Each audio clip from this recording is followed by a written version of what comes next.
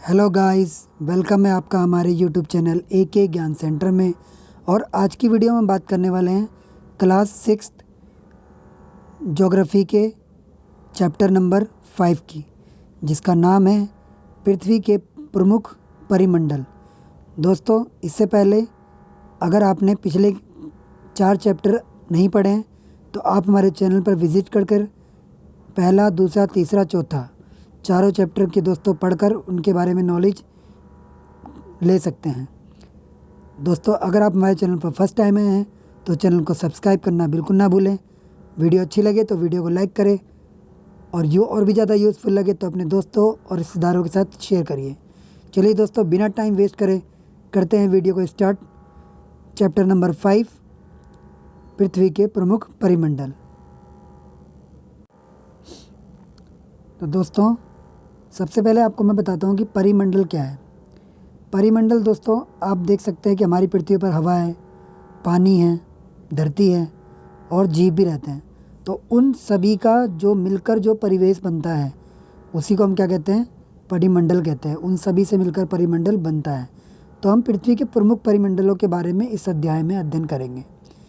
तो यहाँ पे आप देखिए कि पृथ्वी एकमात्र ऐसा ग्रह है जहाँ जीवन है।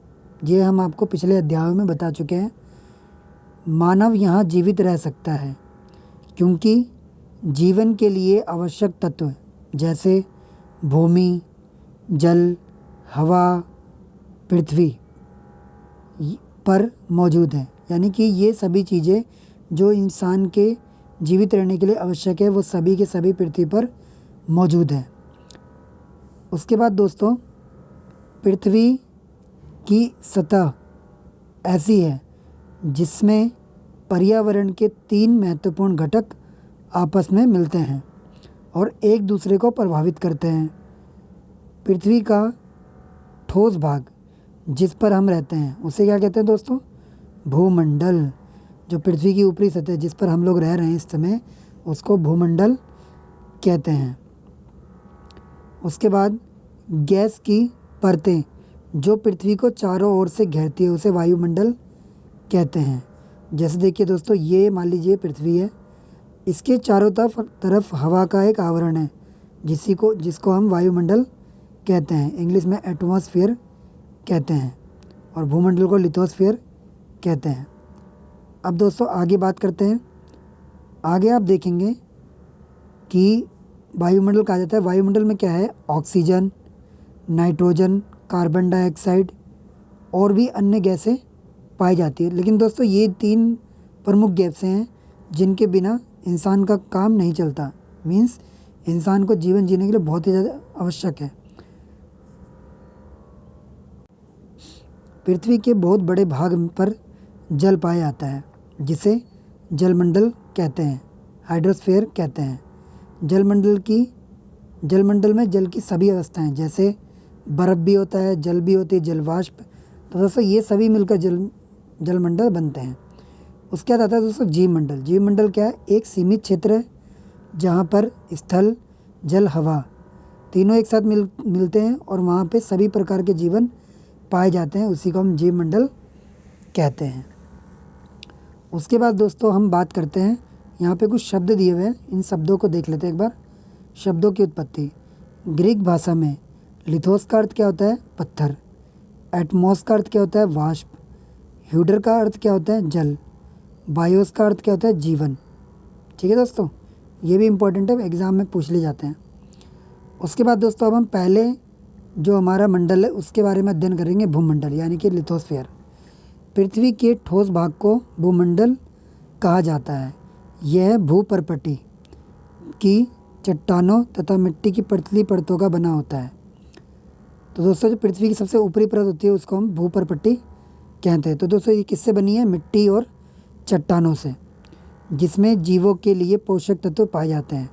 जो दोस्तों ये भूपर्पटी है, जो ऊपरी परत जो भूमंडल है, इसके अंदर ऐसे कुछ तत्व पाए जाते हैं जो जीवों के लिए बहुत ही ज़्यादा आवश्यक होते हैं। पोषक तत्व यानी जो उनको पोषण प्रदान करते हैं।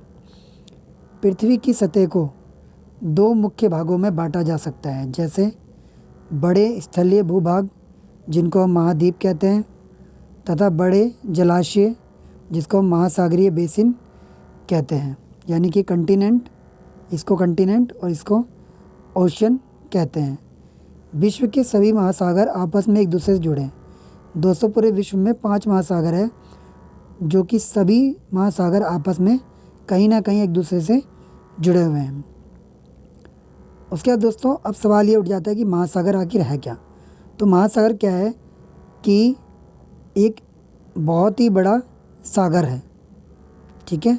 आपने सागर देखा हो, समुद्र, तो जो समुद्र होता है वो महासागर का हिस्सा होता है। महासागर मतलब और भी ज़्यादा बड़ा सागर। उसके बाद एक है महाद्वीप। तो महाद्वीप क्या होता है?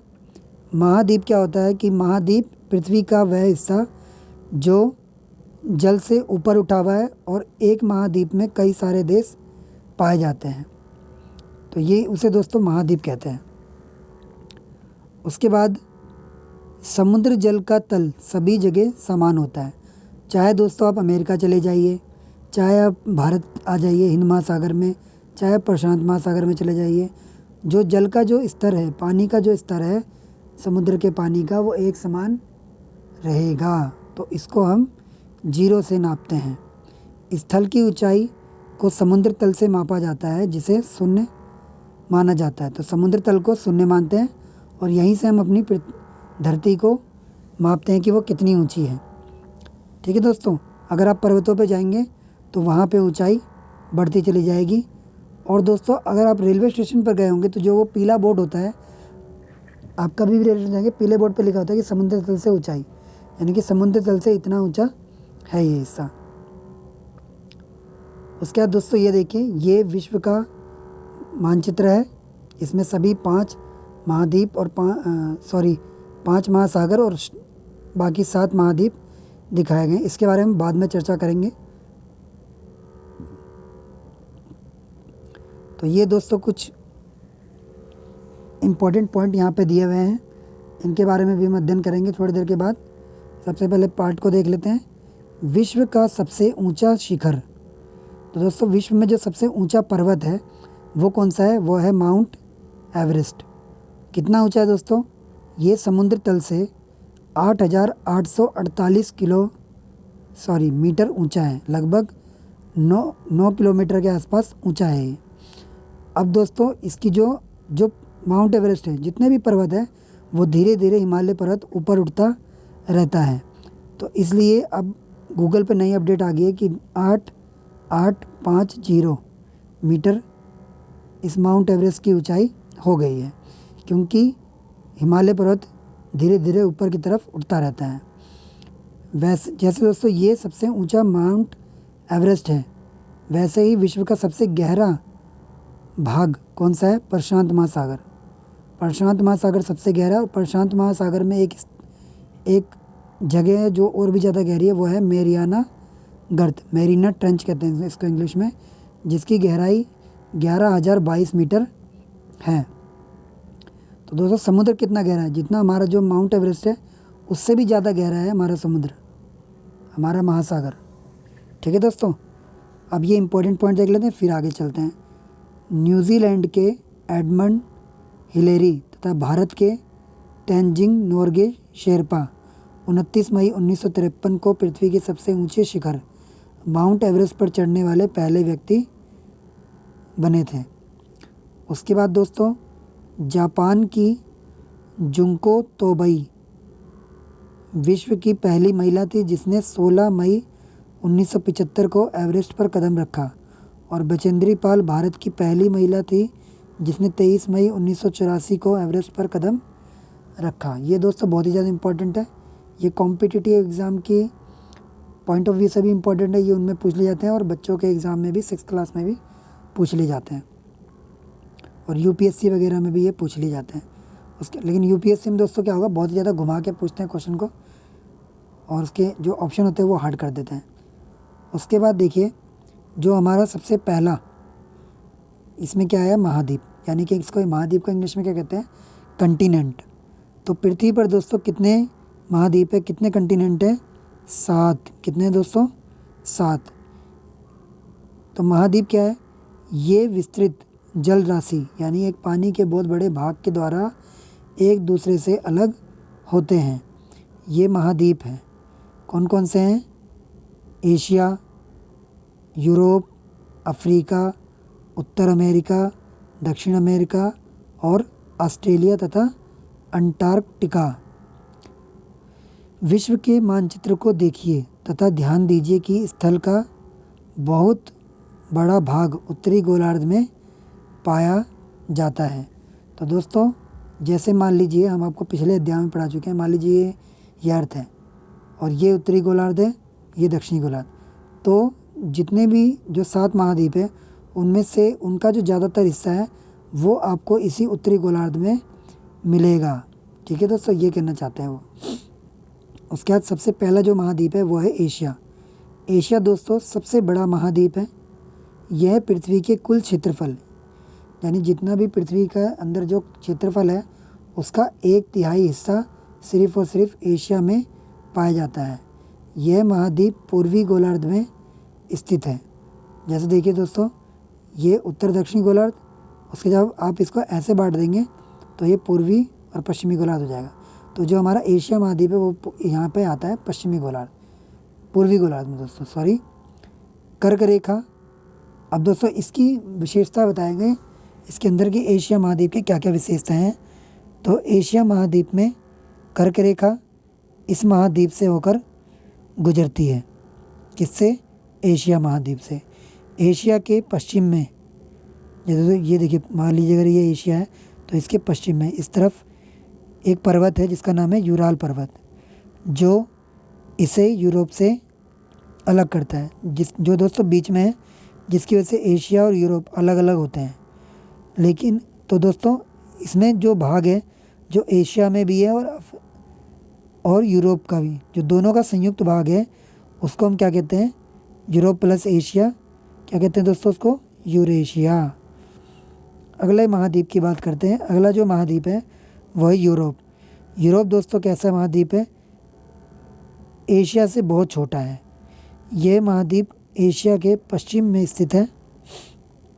ठीक है दोस्तों, पश्चिम में आएगा, ये इस तरफ आएगा, यहाँ पे आएगा। आर्कटिक वृत्त से होकर गुजरता है। तो यूरोप जो महाद्वीप है उसमें से दोस्तों आर्कटिक जो हमारी वृत्त है, जो रेखा है, वो होकर गुजरती है। ये 3 तरफ से जल से घिरा है। यूरोप जो है 3 तरफ से जल से घिरा है दोस्तों। विश्व के मानचित्र को देखिए और इसकी स्थिति पता लगाइए। तो अभी दोस्तों मैं आपको मानचित्र दिखाऊंगा और सभी की स्थिति एक ही साथ में आपको दिखा दूंगा। अब आगे बात करते हैं अफ्रीका की। तो अफ्रीका दोस्तों दूसरे नंबर पर आता है, जो कि सबसे बड़े महाद्वीपों में गिना जाता है, जिसको एशिया के बाद विश्व का दूसरा सबसे बड़ा महाद्वीप है अफ्रीका। विषुवत वृत्त सॉरी यानी कि भूमध्य रेखा जो कि 0 डिग्री अक्षांश पर है, इस महाद्वीप के लगभग मध्य भाग से होकर गुजरती है। तो जो विषुवत वृत्त है वो अफ्रीका के बिल्कुल बीच से होकर गुजरती है, यानी कि अफ्रीका को 2 भागों में बांटती है। अफ्रीका का बहुत बड़ा भाग उत्तरी गोलार्ध में स्थित है। ठीक है दोस्तों, यानी जो अफ्रीका है उसका एक बहुत बड़ा हिस्सा उत्तरी गोलार्ध में हो गया है। और यही एक ऐसा महाद्वीप है जिससे कर्क रेखा, विषुवत रेखा, मकर रेखा, तो अफ्रीका महाद्वीप से दोस्तों ये तीनों रेखाएं होकर गुजरती हैं। उसके बाद दोस्तों दुनिया का सबसे बड़ा रेगिस्तान जिसका नाम है सहारा, विश्व का सबसे बड़ा और गर्म रेगिस्तान है दोस्तों, जो कि अफ्रीका में स्थित है। यह महाद्वीप चारों तरफ से समुद्रों एवं महासागरों से घिरा है। विश्व के मानचित्र को देखिए, अभी हम आपको बताएंगे। देखिए, आप देखेंगे कि विश्व की सबसे लंबी नदी जिसका क्या नाम है? नील। दोस्तों सबसे लंबी नदी जिसका नाम नील है, जो कि मिस्र में बहती है, जो कि अफ्रीका का एक देश है। तो ये दोस्तों नील नदी जो अफ्रीका महाद्वीप में स्थित है।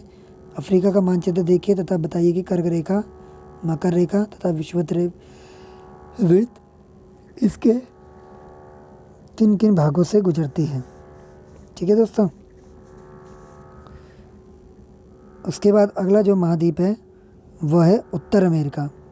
उत्तर अमेरिका की बात करते हैं तो विश्व का तीसरा सबसे बड़ा महाद्वीप है। ये दक्षिण अमेरिका से एक संकरे भाग से जुड़ा है जिसे पनामा स्थल संधि कहते हैं। ये देखिए दोस्तों, चित्र में आपको मैं दिखाता हूँ। ये देखिए ये उत्तर अमेरिका, ये दक्षिण अमेरिका, दोनों के दोनों देखिए दोस्तों यहाँ पे ये जुड़ रहे हैं, यहाँ पे एक स्थल संधि हो रखी है।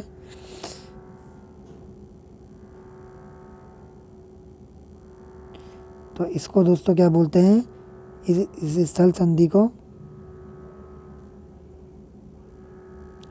इसको दोस्तों कहते हैं पनामा स्थल संधि कहते हैं, जिससे उत्तरी अमेरिका और दक्षिण अमेरिका दोनों जुड़े हुए हैं।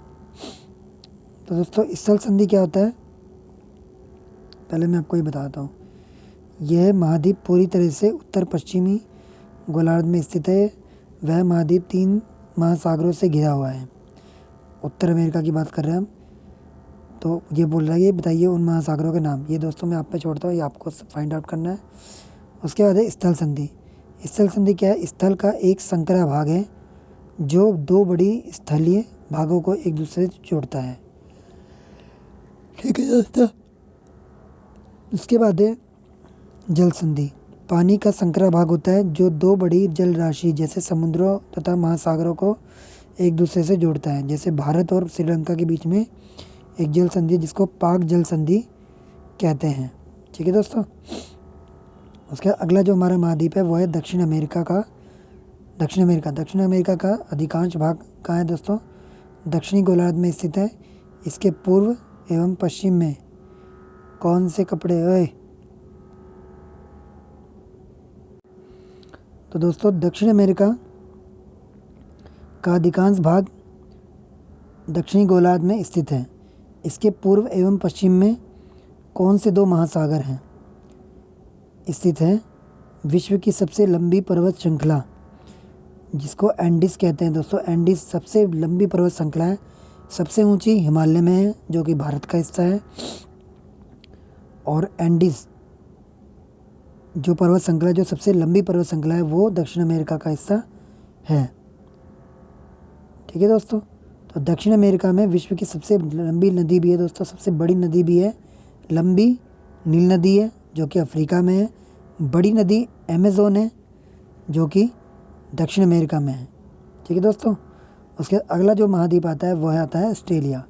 तो ऑस्ट्रेलिया दोस्तों विश्व का सबसे छोटा महाद्वीप है जो पूरी तरह से दक्षिणी गोलार्ध में स्थित है। यह चारों तरफ से महासागरों समुद्र से घिरा है, इसलिए इसको द्वीप महाद्वीप भी कहते हैं। द्वीप महाद्वीप का मतलब दोस्तों क्या था, द्वीप देखिए हम किसको कहते हैं, जो पूरी तरह से पानी से घिरा होता है, छोटा सा होता है और पानी से घिरा होता है। तो ऑस्ट्रेलिया भी दोस्तों सिर से चारों तरफ से पानी से घिरा है, लेकिन वो बहुत ही बड़ा है, इसलिए इसको द्वीप महाद्वीप भी कहा जाता है। उसके बाद दोस्तों अगला जो महाद्वीप है वो आता है अंटार्कटिका। तो अंटार्कटिका जो दोस्तों है एक बहुत बड़ा महाद्वीप है, यानी आप कह सकते हैं सबसे बड़ा है, लेकिन उस पर कोई रहता नहीं।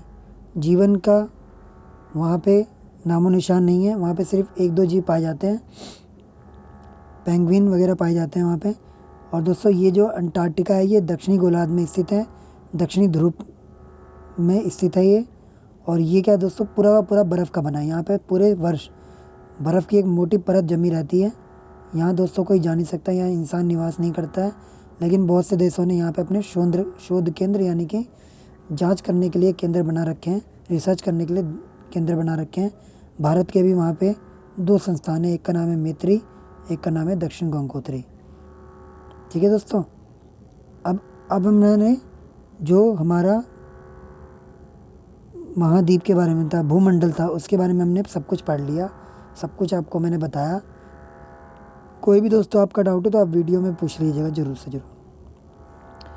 अगला जो इसमें अब जो आता है वो आता है दोस्तों जलमंडल।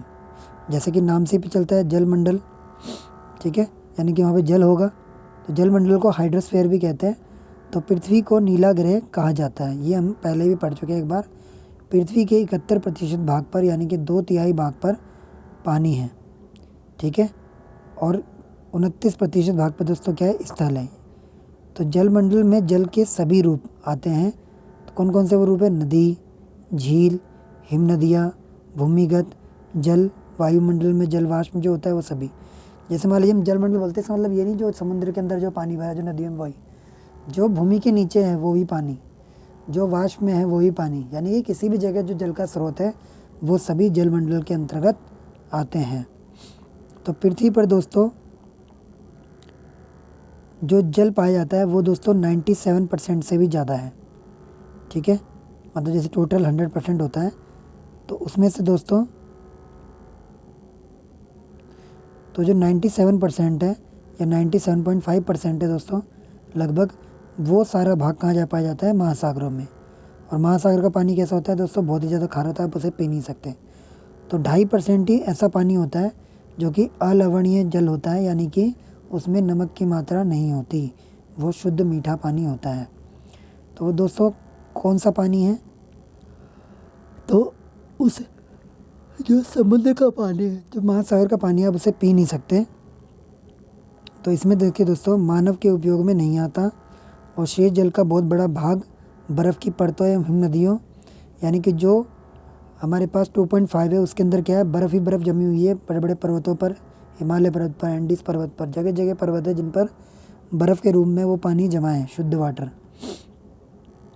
हिम नदियाँ यानी बर्फ़ की दोस्तों नदियाँ होती है पहाड़ों में, और भूमिगत जल के रूप में पाया जाता है।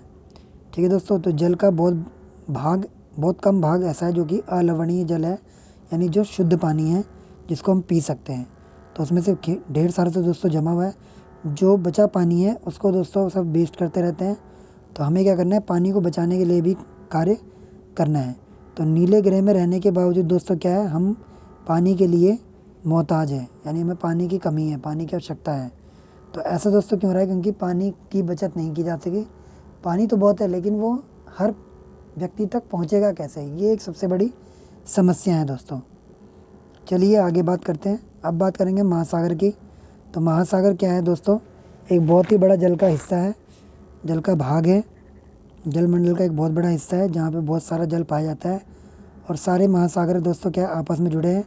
महासागरीय जल हमेशा दोस्तों क्या होता है, गतिशील होता है, यानी कि वो गति करता रहता है, हमेशा चलता रहता है। महासागर का जल किस कारण से चलता है, उसके अंदर तरंगे आती है, ज्वार भाटा आते हैं, और महासागरीय धाराएं हमेशा चलती रहती है दोस्तों। तो जल की दोस्तों 3 गतियाँ होती है। ठीक है, ये 3 गतियाँ मैंने आपको बता दी, तरंगे, ज्वार भाटा और महासागरीय धाराएं। ये दोस्तों एग्ज़ाम में पूछा जाता है। और बड़े से छोटे आकार के आधार पर 5 महासागर प्रमुख है। पहला प्रशांत महासागर, दूसरा अटलांटिक महासागर, तीसरा हिंद महासागर, चौथा दक्षिणी महासागर, पांचवा आर्कटिक महासागर। दक्षिणी महासागर को दोस्तों आप अंटार्कटिक का महासागर भी कह सकते हैं। चलिए आगे देखते हैं। तो अब दोस्तों बात करते हैं प्रशांत महासागर की, जो कि सबसे बड़ा महासागर है। ये दोस्तों पृथ्वी के 1/3 भाग पर फैला हुआ है। पृथ्वी का सबसे गहरा भाग जो कि मेरियाना गर्त प्रशांत महासागर में स्थित है। प्रशांत महासागर लगभग वृत्ताकार है, यानी कि दोस्तों गोल है, और एशिया, ऑस्ट्रेलिया, उत्तर एवं दक्षिण अमेरिका इसके चारों ओर स्थित है। जो दोस्तों प्रशांत महासागर है वो इन 4 महाद्वीपों से घिरा हुआ है। ठीक है दोस्तों, उसके बाद है अटलांटिक महासागर। अटलांटिक महासागर विश्व का सबसे दूसरा बड़ा महासागर है। ये अंग्रेजी के एस अक्षर से बना है। ठीक है दोस्तों, अंग्रेजी के एस अक्षर से बना है। जब आप मैप में देखेंगे तो इस तरह की आकृति आपको बनती हुई दिखेगी महासागर की, लेकिन थोड़ा सा ध्यान से आपको देखना होगा। उसके बाद देखिए दोस्तों, इसके पश्चिमी किनारे पर उत्तर एवं दक्षिण अमेरिका है। पश्चिम की अगर बात करेंगे, पश्चिम में जाएंगे तो उत्तर और दक्षिण अमेरिका है, तथा पूर्वी किनारे पर यूरोप एवं अफ्रीका है। अटलांटिक महासागर की तटरेखा, ये देखिए दोस्तों तटरेखा कैसी है, तुरंत कटी कटी सी है ना। इसी दोस्तों कटी होने के कारण ही इसको तंदुरित तटरेखा भी कहते हैं। क्या कहते हैं दोस्तों, तंदुरित तटरेखा। इसका कारण क्या है कि बहुत ही ज़्यादा कटी फटी है। तो कटी फटी होने के कारण क्या होता है दोस्तों, कि प्राकृतिक प्रत्याशय एवं पतनों के लिए आदर्श स्थिति है, कि जो जहाज़ वगैरह होते हैं वो दोस्तों काफ़ी अंदर तक आ पाते हैं इससे, धरती तक। ठीक है दोस्तों, तो व्यापार की दृष्टि से सबसे दोस्तों व्यस्त महासागर माना जाता है अटलांटिक महासागर को। ठीक है दोस्तों, तो उसके बाद आता है दोस्तों हिंद महासागर। हिंद महासागर ही दोस्तों पूरी दुनिया में एक ऐसा महासागर है जिसका नाम किसी देश के नाम पर रखा है। वो देश कौन सा है, वो है हिंदुस्तान, यानी कि हमारा देश हिंदुस्तान, भारत। तो भारत के नाम पर रखा गया है ये महासागर। लगभग कैसा है, हिंद महासागर की आकृति क्या है, त्रिभुजाकार। ठीक है दोस्तों, प्रशांत महासागर गोल है, अटलांटिक महासागर ऐसा आकार का है और हिंद महासागर त्रिभुजाकार है। तो हिंद महासागर के उत्तर में एशिया है, पश्चिम में अफ्रीका है, पूर्व में ऑस्ट्रेलिया है। अब दोस्तों बात करते हैं दक्षिणी महासागर, अंटार्कटिका महासागर भी आप कह सकते हैं। तो यहाँ दोस्तों क्या है, अंटार्कटिका महाद्वीप को चारों तरफ से घेरता है, तो दक्षिणी महासागर है। यह अंटार्कटिका महाद्वीप से उत्तर की और 60 डिग्री अक्षांश तक फैला हुआ है। तो उत्तर की अगर आप देखेंगे तो 60 डिग्री जहाँ पर अक्षांश आएगा वहाँ तक दोस्तों सारा दक्षिणी महासागर के नाम से जाना जाता है। उसके बाद है आर्कटिक महासागर, उत्तर ध्रुव में स्थित है। यह उत्तर ध्रुव के चारों ओर फैला है। यह प्रशांत महासागर के छिछले जल वाले एक संकरे भाग से जुड़ा है, जिसको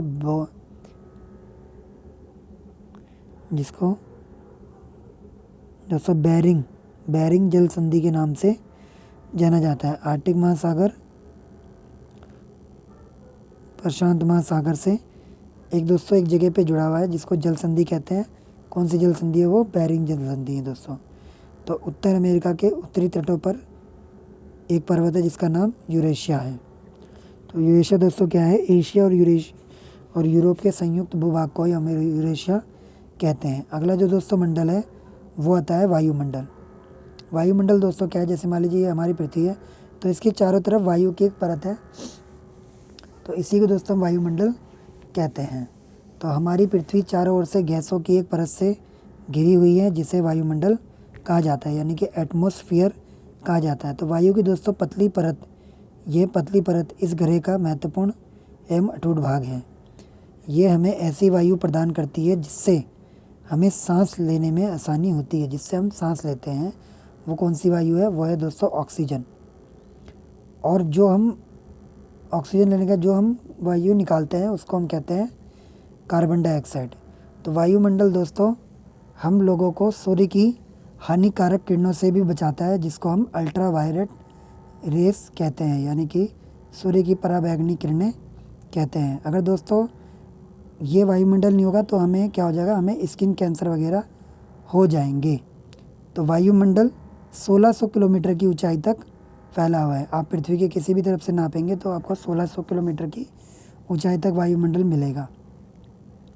तो वायुमंडल को उसके घटक, तापमान और अन्य आधारों पर 5 भागों में बांटा गया है। इन परतों को पृथ्वी की सतह से शुरू करते हुए पहला क्या होता है दोस्तों, क्षोभ मंडल होता है, उसके बाद समताप मंडल होता है, उसके बाद मध्य मंडल होता है, उसके बाद आयन मंडल होता है, उसके बाद बहिर्मंडल होता है। ठीक है दोस्तों, ये देखिए आयन मंडल है, फिर बहिर्मंडल है। तो हर मंडल का दोस्तों अपना महत्व है। ठीक है, चलिए आगे बात करते हैं। तो अब देखिए दोस्तों, वायुमंडल मुख्यतः 2 गैसों से बना है, एक तो ऑक्सीजन और नाइट्रोजन। सबसे ज़्यादा इनकी मात्रा है कितनी है, 99%। तो आयतन के अनुसार नाइट्रोजन कितनी है, 78%, और ऑक्सीजन 21%, और जो 1% बच गया वो दूसरी जो अन्य गैस है, जैसे कार्बन डाइऑक्साइड, आर्गन वगैरह। तो दोस्तों ये वो गैस, सारी गैस 1% में आती है। तो ऑक्सीजन सांस लेने के लिए आवश्यक है, जबकि नाइट्रोजन प्राणियों की वृद्धि के लिए आवश्यक है। जैसे बिना ऑक्सीजन के हमारी सांस रुक सकती है, वैसे बिना नाइट्रोजन के हम दोस्तों वृद्धि नहीं करेंगे। लेकिन हमारी बॉडी में ऐसा कोई पार्ट नहीं है जिससे कि हम डायरेक्ट नाइट्रोजन ले सकें। तो इसलिए क्या होता है कि पेड़ों के माध्यम से हम नाइट्रोजन ग्रहण करते हैं। दोस्तों पेड़ों की जड़ों में एक जीव रहता है जिसका नाम है राइजोबियम। राइजोबियम क्या करता है, उसके पास ये योग्यता है कि वो वायुमंडल से नाइट्रोजन गैस लेकर उसका स्वरूप बदलकर उसको हमारे खाने वाली चीज़ों में ऐड कर देता है। फिर उन चीज़ों को हम खाते हैं तो हमारी हाइट बढ़ती है, हमारी ग्रोथ होती है, हमारे शरीर का विकास होता है। और दोस्तों कार्बन डाइऑक्साइड यद्यपि बहुत कम मात्रा में है, लेकिन यह पृथ्वी के द्वारा छोड़ी गई ऊष्मा को अवशोषित करती है।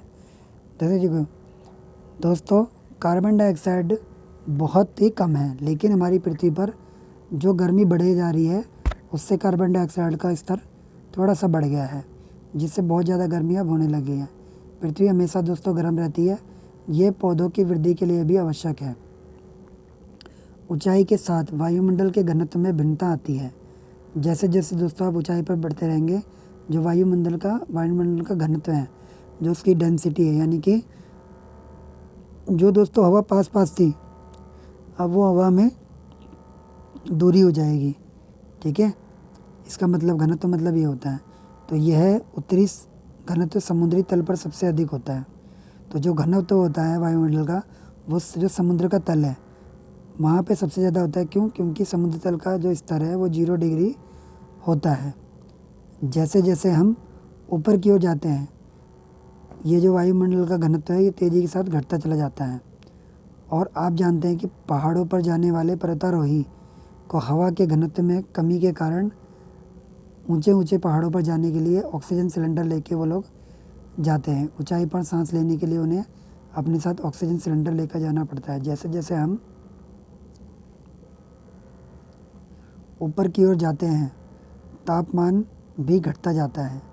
वायुमंडल पृथ्वी पर दबाव डालता है, एक स्थान से दूसरे स्थान पर अलग अलग होता है।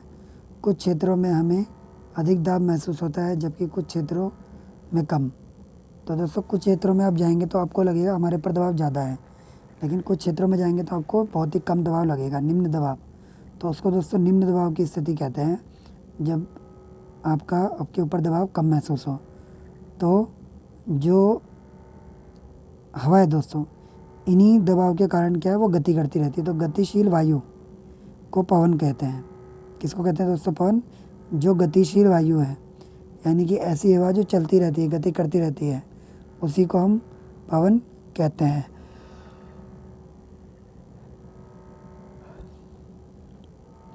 अगला और लास्ट पॉइंट है, ये है जीव मंडल। जैसे कि नाम से ही पता चल रहा है जीव, यानी कि उसमें जीवन की बात होगी। तो स्थल की बात करें, जल की बात करें, हवा की बात करें, जब हम इन तीनों को संयुक्त रूप से बात करते हैं तो हमारा एक क्षेत्र बन जाता है, सीमित भाग, जिसके अंदर क्या होता है, जीव मंडल होता है। यानी कि इन जहाँ पे ये तीनों मिलते हैं वहीं पे जीवन की उत्पत्ति होती है। ये वह भाग है जहाँ जीवन मौजूद है। यहाँ जीवों की बहुत सी प्रजातियाँ हैं, जो कि सूक्ष्म जीवों एवं बैक्टीरिया से लेकर बड़े स्तनधारियों के आकार में पाई जाती है। तो बैक्टीरिया से लेकर बड़े बड़े स्तनधारी इस जीव मंडल के हिस्से हो सकते हैं। तो मनुष्य सहित सभी प्राणी जीवित रहने के लिए एक दूसरे तथा जीव मंडल से जुड़े हुए हैं। तो जीव मंडल की अगर हम बात करें तो जितने भी यहाँ पर मनुष्य है, प्राणी है, वो सभी जो मंदिर में जो इनकम होती है,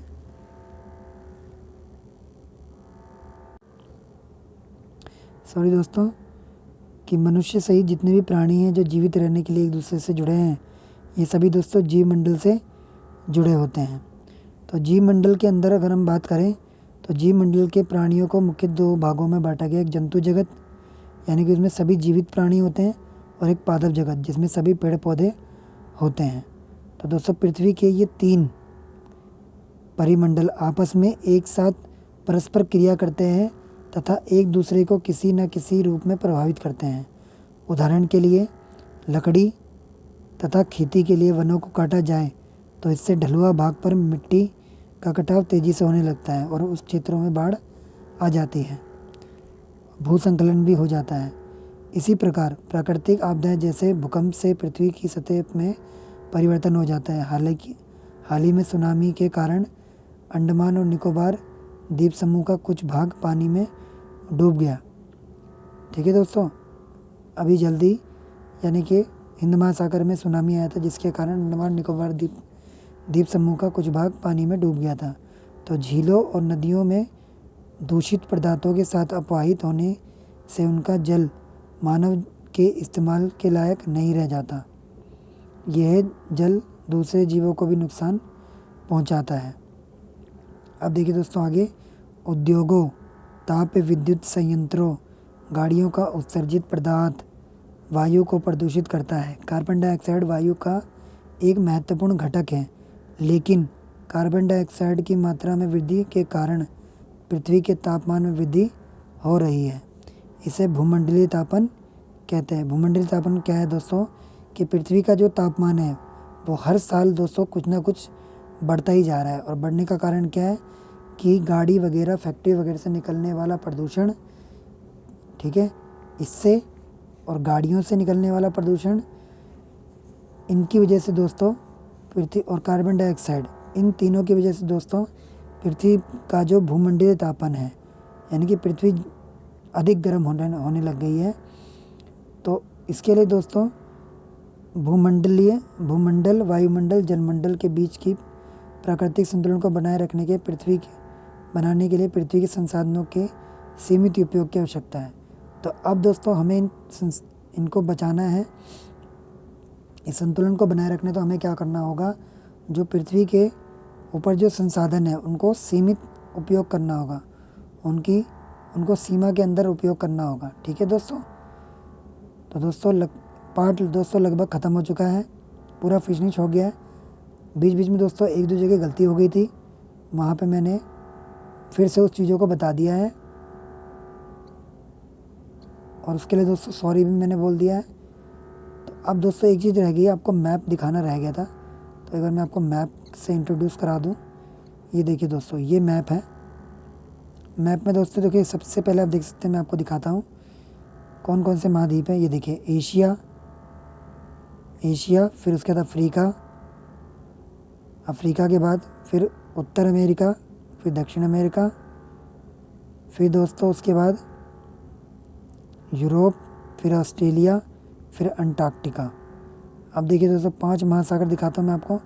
सबसे पहले प्रशांत महासागर, फिर अटलांटिक महासागर, ठीक है दोस्तों, फिर हिंद महासागर, फिर आर्कटिक महासागर, फिर दक्षिणी हिंद महासागर जिसको अंटार्कटिका महासागर भी कहते हैं।